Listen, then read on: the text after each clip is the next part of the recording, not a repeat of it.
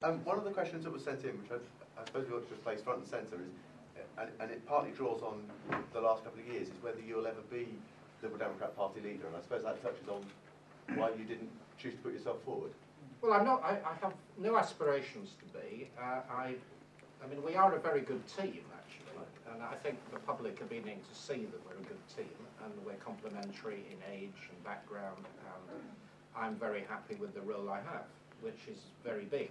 Because I'm the deputy leader, I'm expected to go around the country, and in my Shadow Chancellor role, I have the big portfolio subject area. So I'm very fully employed. Nick's very good at what he does. He's a very good party leader. He's picking up a lot of the more people get. I think our roles dovetail very well. I mean, I didn't stand for the leadership. I'm not competing for it, and I think that. That actually creates a sort of ease in the party, that we have a genuinely, complementary role, and there's no kind of jostling or discomfort at the top. And I think it sends a very good message to the electorate, and that we have a team. It's not just me and him either. There are some very good people. Chris Hume, David Laws, Sarah Tether will all have a prominent role in the election. No, the basic proposition that you advance, that hung parliaments are weak governments, is simply wrong, and it doesn't. The evidence is to the contrary. There is some interesting work that has been quite well described in Martin Wolf's column in the Financial Times, by Koletsky in the Times itself.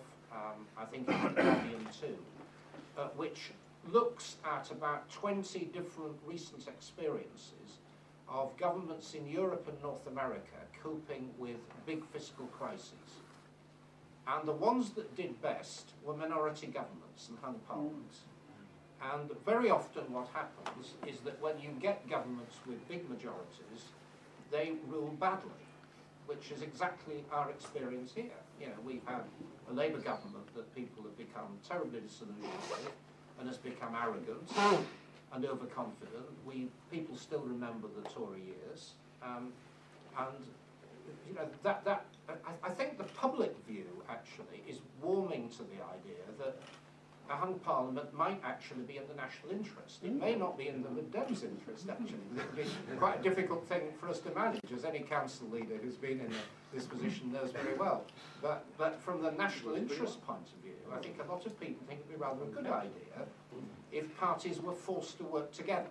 And that's what it would result in. And we know we have had some experience in the UK of proportional voting. It now exists in Scotland, at the level of the Scottish Assembly and in Scottish local government.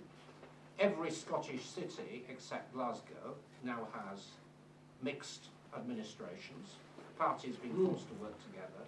You have a minority government in Edinburgh that you may not like. Alex Salmon is an acquired taste, but it's stable and it works.